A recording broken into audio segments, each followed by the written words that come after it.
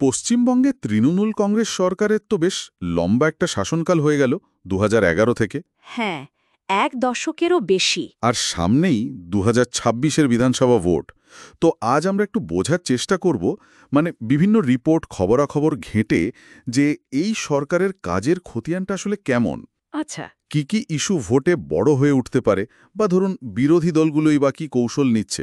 তো শুরুতেই যদি বলি, এই যে ২০১১ থেকে ক্ষমতায় তৃণমূল, এই লম্বা ইনিংসের মূল দিকগুলো কি?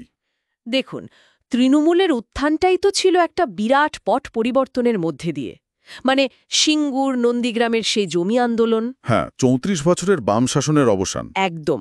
মমতা বন্দ্যোপাধ্যায়ের নেতৃত্বে মা মাটি মানুষ স্লোগান, এইটা সামনে রেখেই তো ক্ষমতায় আসা। আর তারপর থেকে তো পরপর ভোটে জয়। হুম। আর এই সাফল্যের পেছনে মানে যেটা মনে করা হয়, কন্যাশ্রী, সবুজ সাথী বা এখনকার লক্ষ্মীর ভাণ্ডার, স্বাস্থ্যসাথী, এই জনকল্যাণমূলক প্রকল্পগুলোর একটা বিরাট ভূমিকা আছে। এগুলো তো মানুষের কাছে খুব জনপ্রিয়। খুবই জনপ্রিয়, একেবারে তৃণমূল স্তরে পৌঁছেছে। এই যেমন ধরুন, কিছুদিন আগেই তো হলো কেন্দ্রের টাকা বকেয়া ছিল, তাও রাজ্য সরকার প্রায় ৫৯,১০০,০০০ দিনের কাজের লোকের বকেয়া মিটিয়ে দিল। হ্যাঁ, ওটা একটা বড় পদক্ষেপ ছিল। তো এইগুলো বা ধরুন গ্রামীণ রাস্তা, আবাস যোজনা, এই প্রতিশ্রুতিগুলো ওদের জনসমর্থন ধরে রাখতে সাহায্য করেছে বলেই মনে হয়। হ্যাঁ, এই প্রকল্পগুলোর প্রভাব অস্বীকার করার উপায় নেই। কিন্তু এত বছর পর স্বাভাবিকভাবেই কিছু অভিযোগ বা সমালোচনার কথাও তো উঠছে। সূত্রগুলো কি বলছে সে বিষয়ে? হ্যাঁ, তা তো উঠছেই। বিরোধী দলগুলো, বিশেষ করে যদি বিজেপির কথা বলি, তারা তো বেশ গুরুত্বর অভিযোগ আনছে। যেমন? ওরা তো একটা ফেল কার্ডই প্রকাশ করেছে টিএমসি সরকারের বিরুদ্ধে। মূল অভিযোগগুলো সেই পরিচিত ইস্যুগুলো নিয়েই, মানে দুর্নীতি, সিন্ডিকেট রাজ যাকে বলে, আচ্ছা। তোলাবাজির কথাও বলছে।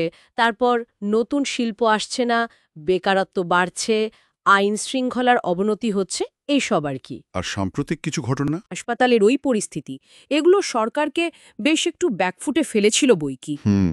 আর একটা বড় সমালোচনা কিন্তু উঠছে এই জনকল্যাণমূলক প্রকল্পগুলো নিয়ে।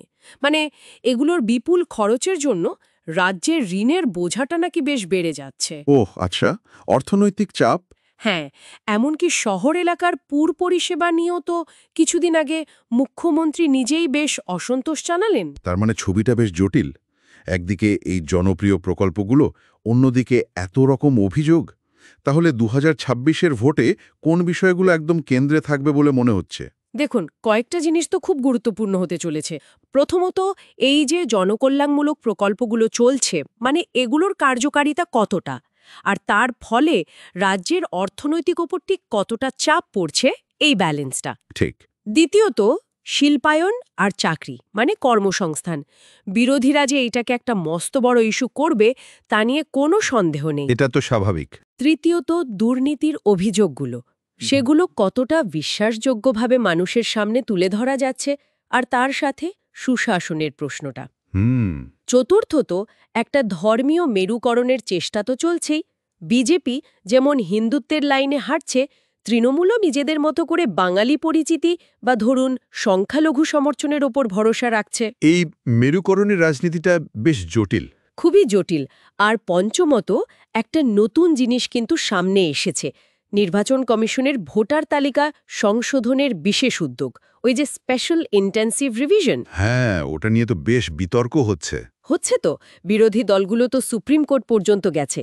তাদের একটা আশঙ্কা, এর মাধ্যমে হয়তো নির্দিষ্ট কিছু ভোটারকে, মানে নাগরিকত্ব যাচাইয়ের নামে বাদ দেওয়ার চেষ্টা হতে পারে। এটা একটা বড় উদ্বেগের বিষয় তাহলে। অবশ্যই। আর ষষ্ঠত, যেটা চলছেই, কেন্দ্র রাজ্য সংঘাত, বিশেষ করে বিভিন্ন প্রকল্পে কেন্দ্রের টাকা দেওয়া নিয়ে যে টানাপোড়েন। এই এতগুলো ইস্যুর ভিড়ে বিরোধী দলগুলো, বিশেষ করে বিজেপি, তাদের ঠিক কি করা উচিত বলে মনে হয়?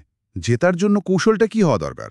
দেখুন, বিরোধী শিবির, মানে মূলত যদি বিজেপির কথা ভাবি, আমার মনে হয় সবার আগে ওদের দলের ভেতরের যে সমস্যাগুলো আছে, মানে কোন দল, সেগুলোকে মেটাতে হবে। আচ্ছা, সংগঠনকে শক্তিশালী করা। হ্যাঁ, আর শুধু দিল্লির নেতাদের ওপর ভরসা না করে বা শুধু মেরুকরণের তাস খেলে নয়, পশ্চিমবঙ্গের মানুষের যে সংস্কৃতি, তাদের যে ভাবাবেগ, তার সঙ্গে জুড়তে হবে। মানে বাঙালিয়ানার সাথে সংযোগ স্থাপন। একদম। আর কর্মসংস্থান, শিল্পের জন্য একটা বিশ্বাসযোগ্য পরিকল্পনা, একটা বিকল্প মডেল সামনে রাখতে হবে। শুধু অভিযোগ করলে তো হবে না। দুর্নীতির অভিযোগগুলোর ক্ষেত্রে সেগুলোকে আরও জোরালোভাবে, পারলে প্রমাণ সহ তুলে ধরতে হবে। আর এই যে ভোটার তালিকা সংশোধনীর প্রক্রিয়াটা, সেখানে কোনো রকম কারচুপি বা ভয় দেখানোর চেষ্টা হচ্ছে কিনা সেদিকে কড়া নজর রাখা, প্রয়োজনে প্রতিরোধ করা, এটাও কিন্তু কৌশলের অংশ হতে পারে। তাহলে সাধারণ ভোটারদের জন্যই কাজটা বেশ কঠিন।